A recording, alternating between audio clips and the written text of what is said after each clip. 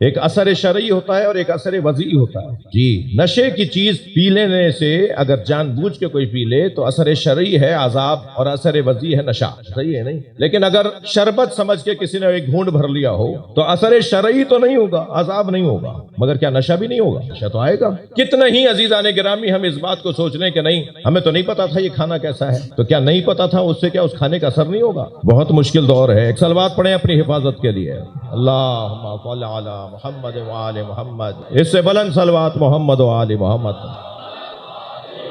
والدین خبردار، اپنے دونوں شانوں کو اپنے والدین کے آگے ایسے جھکا دینا جیسے کوئی نوکر اپنے مالک کے سامنے کھڑا ہے۔ میرا وہ سوال ابھی تک میں نے حل نہیں کیا کہ نبی مکرم کے والدین تو تھے نہیں، پھر جن والدین کے آگے جھکنے کا اللہ حکم دے رہا ہے وہ والدین یا حضرت فاطمہ بنت اسد ہیں یا حضرت ابو طالب ہیں۔ دیکھیے قرآن مجید میں نبی کو شانے جھکانے کا حکم دو جگہ ہی آیا ہے، تھوڑی توجہ چاہوں گا۔ ایک صاحب کہنے لگے میرے ساتھ ایک ٹی وی چینل پر تھے کہ نبی تو سب کے لیے کھڑے ہو جاتے تھے، یہ کون سی فضیلت ہے کہ بی بی کے لیے کھڑے ہو جاتے تھے؟ روایت کہتی ہے بی بی آتے تھے تو سرکار کھڑے ہو جاتے تھے، تو سرکار تو سب کے لیے کھڑے ہوتے تھے۔ اب وہاں بھی جواب تھا، میں بہت آرام سے جواب دے سکتا تھا، اسی مضمون میں جواب ہے، لیکن میں نے کہا چلے میں آپ کو قرآن کی ایک آیت کا سوال کرتا ہوں کہ یہ کیا کہہ رہا ہے اللہ؟ یہ بتائیے کس کے آگے نبی نے کھڑے تو سب کے لیے ہو جاتے تھے، شانے کس کے آگے جھکائے؟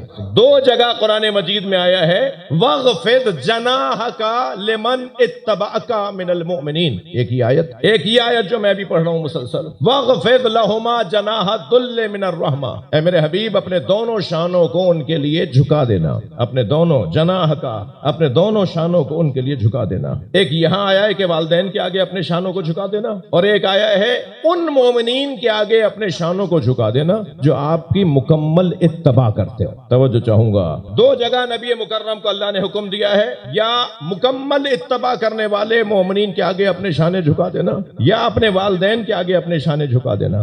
والدین کے آگے شانے جھکانا تو نظر آتا ہے، کبھی فاطمہ بنت اسد آ رہی ہیں تو نبی کھڑے ہو کر اپنی گردن جھکا رہے ہیں، اور کبھی حضرت ابو طالب آ رہے ہیں تو نبی کھڑے ہو کر اپنی گردن جھکا رہے ہیں۔ یہ تو والدین کا بہت روشن پیغام جو نبی نے کر کے دکھایا ہے، لیکن وہ مومنین کون سے ہیں جن کے آگے نبی نے اپنے شانے پیش کر دیے؟ تو نبی نے ان مومنین، جن مومنین کے آگے اپنے شانے پیش کیے، انہیں یا علی کہتے ہیں یا حسنین، یا سرکار نے اپنے دونوں شانوں پہ حسنین کو بٹھایا ہے، صلوات پڑھیں محمد و آل محمد، یا سرکار دو جہاں نے حسنین کے لیے اپنے شانوں کو پیش کیا ہے، یا سرکار دو جہاں نے بت گرانے کے لیے علی کے لیے اپنے شانوں کو پیش کیا؟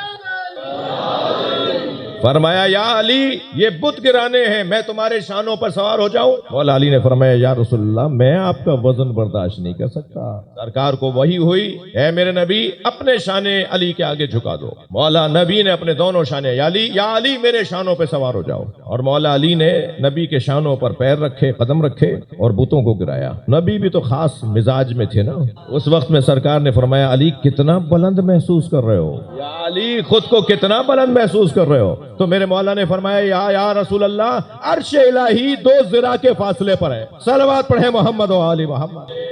سرکار شانہ جھکا رہے ہیں مولا علی کے لیے۔ بڑا حسین منظر تھا اس وقت جب مولا علی اس جگہ بیٹھے جہاں نبی بیٹھتے۔ چوتھے دور حکومت میں مولا نے اس جگہ خود کو لے جا کے بٹھا دیا کہ جہاں صرف نبی بیٹھتے تھے۔ مولا نبی کے بعد آنے والے ایک ایک زینہ چھوڑ کر بیٹھتے رہے، مگر علی کسی زینے کو چھوڑ کے نہیں بیٹھے، وہاں بیٹھے جہاں نبی بیٹھتے تھے۔ تو سرگوشیاں ہونے لگی۔ حضرت عمار ممبر کے ساتھ تشریف فرما تھے۔ حضرت نے جھک کر عمار کو دیکھا اور کہا عمار یہ کیا باتیں کر رہے ہیں؟ کہا مولا یہ باتیں کر رہے ہیں کہ آپ وہاں بیٹھ گئے جہاں نبی بیٹھتے تھے۔ تو مولا نے یہ سن کر خطبہ ارشاد فرمایا، خطبہ دیتے دیتے فرمایا اور وہ بات جو تم سوچ رہے ہو، اور وہ بات جو تم سوچ رہے ہو، ما ہذہ الآباد، اپنا ہاتھ مارا ممبر پر، یہ لکڑیوں کا ڈھیر کیا ہے؟ انا راکب کتف النبی، میں دوش مصطفیٰ کا سوار ہوں، صلوات پڑھیں محمد و آل محمد۔ عزیزو وقت میرے پاس تنگ ہو گیا، اور پھر کسی اور موقع پہ حاضری ہوگی تو کسی اور مضمون پر غور کریں گے، ورنہ اس آیت کے اندر پیغام بہت ہیں۔ اس آیت کا ایک میرا پسندیدہ پیغام آپ کو اور ہدیہ کر دوں۔ ایک ہی آیت میں اللہ نے عبادت کو بھی بتایا ہے اور تعظیم کو بھی بتایا۔ عبادت صرف اللہ کی ہے اور تعظیم ہر اس وجود کی ہے جو اللہ کا پتہ دیتا ہو، مگر دونوں کے آگے شانے جھکیں گے، دونوں کے آگے گردن جھکے گی۔ وَاخْفِضْ لَهُمَا جَنَاحَ الذُّلِّ، بھی یہاں کیسے ممکن ہے کہ شانے جھکائے جائیں اور گردن نہ جھکے؟ کوئی مجھے کر کے دکھائے ذرا، خاص طور پہ اس بات کا مخالف مجھے کر کے دکھائے، کارٹون بن جائے گا وہ۔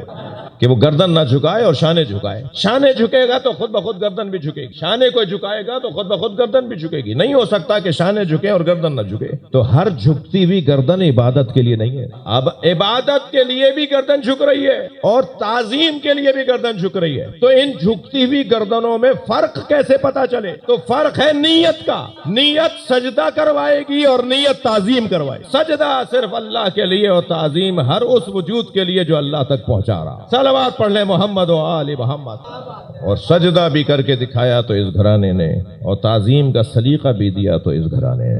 ایسا سجدہ کہ آج تک جو تمام نہیں ہوا. کربلا میں حسین مولا نے سر رکھا تھا سجدے میں, وہ سر آج تک سجدے سے اٹھا نہیں ہے, یعنی کہ آج تک سجدے جاری ہیں. جتنے بھی دنیا میں سجدے ہو رہے ہیں یہ سب اس سجدے کی تعصی میں اور اتباع میں ہو رہے ہیں جو کربلا میں آج تک جاری ہے. اس لیے کہ سر سجدے سے نہیں اٹھا, سر کاٹ لیا گیا, اور کاٹنے والوں نے سر کو خود بلند کر کے بتایا کہ جو سر اللہ کے آگے جھکتا ہے وہ سر بلند ہوتا ہے. کٹا ہوا سر ہے, قرآن کی تلاوت ہے, ذکر الہی ہے.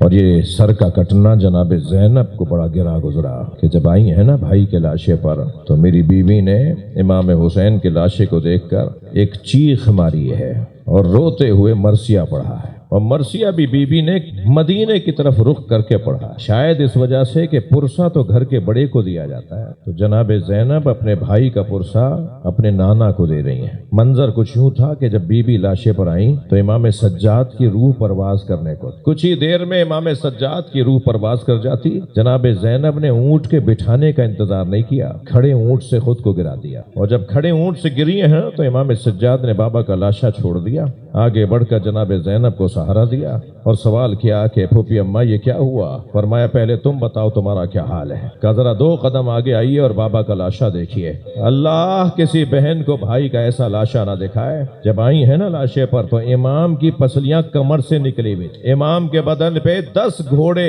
جنہیں تازہ سمیں لگائی گئی, اور گھوڑے بھی گھوڑوں میں زیادہ طاقتور گھوڑے. انتخاب کیا گیا تھا فربا اور تازہ سم لگے ہوئے گھوڑوں کا, اور پھر مشرق کے گھوڑے مغرب کی طرف دوڑے. تو جناب زینب نے فریاد کی کوئی ہے جو میرے ماجائے کو بچائے, مگر کسی نے جناب زینب کی فریاد کو نہیں سنا اور مشرق کے گھوڑے مغرب دوڑ گئے. آئی ہے بھائی کے لاشے پر تو حالت یہ ہے کہ جناب زینب نے مرثیہ پڑھا مدینے کی طرف رخ کر کے, صلی علیک یا رسول اللہ ملیک السما ھذا حسین مرمل بالدماء. اے نانا, اے اللہ کے رسول, آپ پر آسمان کے فرشتے سلام کرتے ہیں. یہ ہے آپ کا حسین جسے آپ زبان چساتے تھے, جسے آپ گود میں بٹھاتے تھے, جسے آپ شانوں پر اٹھاتے تھے. یہ ہے آپ کا حسین جس کو آپ اپنی گودی میں بٹھاتے تھے. ھذا حسین مرمل بالدماء, جو خاک اور خون میں غلطان ہے. مرمل بالدماء, یہ جناب زینب کے جملے میں کہتا ہوں مکمل مرثیہ ہے جو بی بی زینب نے پڑھا ہے. یہ خاک اور خون میں غلطان ہے, مقطع الاعضاء, جس کے جوڑ علیحدہ ہیں. میں کہتا ہوں بس اس کے اوپر کیا بات ہوگی کہ اس مصائب کے پڑھنے والی ذات وہ ہے کہ جس نے اپنی آنکھوں سے حسین کا بدن دیکھا ہے. مقطع الاعضاء, جس کے جوڑ علیحدہ ہیں. اس کے بعد وہ جملہ, جب بعد والا جملہ سینہ چاک کر دیتا ہے. مسلوب الامامۃ والردا, جس کا امامہ اتار کے لے گئے. مسلوب کسے کہتے ہیں؟ مسلوب جس سے چھینا جائے. کسی چیز کو اگر چھینا جائے نا, اس چھیننے کو کہتے ہیں سلب کرنا. مسلوب یعنی جس چیز کو چھونا جائے, چھینا جائے, چھینی گئی چیز جو امامے کی صورت میں. ہاں عزادارو, بی بی فرما رہی ہیں میرے بھائی حسین کا امامہ اتارا نہیں گیا ہے, میرے بھائی کے سر سے امامہ کھینچا گیا ہے. یہ اردو میں ترجمہ کروں گا نا, مسلوب الامامۃ والردا, میرے بھائی کی ابا کو کھینچا گیا. اے نانا, میرے بھائی کے ابا کو کھینچا گیا. یہ کہہ کر جناب زینب نے ٹھنڈا سانس لیا اور فرمایا یہ تو آپ کے بیٹے کا حال ہے. وہ بناتوں کا سبایا, اور بیٹیوں کو اسیر بنا لیا. اجرکم اللہ, اجرکم اللہ. مجلس ہو گئی, آپ نے گریہ کر لیا. اللہ آپ کو کسی غم میں نہ رلائے سوائے غم اہل بیت میں رونے رلانے والوں میں قرار دے. ایک ماں کی مجلس سے ترحیم ہے نا, تو میں ایک جملہ ضرور کہوں گا. کربلا کی مائیں ایسی ایسی شیر دل مائیں. کربلا میں 9 مائیں ہیں جنہوں نے بچے قربان کیے, 9 مائیں ہیں جنہوں نے اپنے بچے قربان کیے ہیں, مگر ہر ماں نے اپنے بچے کا لاشا دیکھا ہے, اپنے بچے کے لاشے پہ آ کر گریہ ضرور کیا ہے, مرثیہ ضرور پڑھا ہے. صرف ایک ماں ہے جس نے اپنے 4 بیٹوں میں کسی کا لاشا نہیں دیکھا, اور وہ ماں ام البنین ہے. اجرکم اللہ اجرکم اللہ۔ جن کے مذہب میں رونا جائز ہے وہ تکلف کر کے نہ روئیں۔ میں دو جملے اور کہہ رہا ہوں بس۔ بشیر ابن جزلم کہتا ہے کہ میں جب مدینہ قافلہ لے کے پہنچا تو امام سجاد نے فرمایا ہم شہر کے باہر خیمہ لگا کے بیٹھیں گے، بشیر پہلے مدینے میں جا کے سنا دو کہ مدینہ اب رہنے کے قابل نہیں رہا۔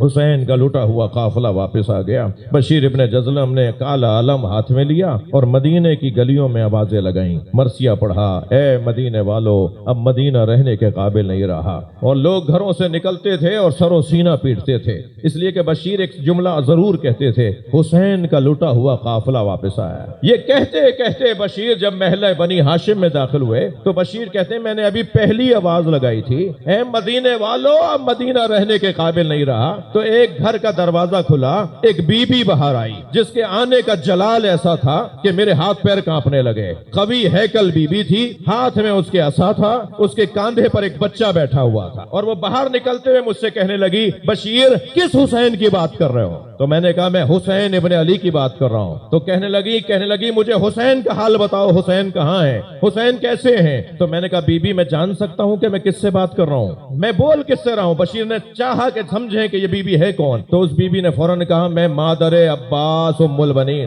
بشیر کہتے ہیں میرے ہاتھ پیر کانپنے لگے، میں بات کس سے کر رہا ہوں؟ میں نے جھک کر ادب سے سلام کیا اور میں نے کہا بی بی آپ کے عباس کا حال بتاؤں؟ فرمایا نہیں مجھے حسین کا حال بتاؤ۔ پھر میں نے دوسرے بیٹے کا نام لیا، میں آپ کے اون کا حال بتاؤں؟ کہا مجھے حسین ابن علی کا حال بتاؤ۔ میں نے پھر تیسرے بیٹے کا نام لیا، میں جعفر کا حال بتاؤں؟ پھر انہوں نے نہیں مانا۔ پھر میں نے چوتھے بیٹے کا نام لیا، میں عثمان کا حال بتاؤں؟ پھر بی بی نے نہیں مانا، کہا میں تم سے کہہ رہی ہوں مجھے حسین کے بارے میں بتاؤ۔ تو میں نے گردن جھکا کر روتے ہوئے کہا حسین کو کربلا میں پیاسا مار دیا۔ جیسے ہی میں نے یہ جملہ کہا اس بی بی نے پیر زمین پر مارا، اس بی بی نے اپنا پیر زمین پر مارا اور کہا عباس کہاں تھا جب حسین کو مارا جا رہا تھا؟ تو عباس کہاں تھا؟ میں نے کہا بی بی پہلے عباس کے بازو کاٹے گئے، پھر حسین کو تنہا کر کے مارا گیا۔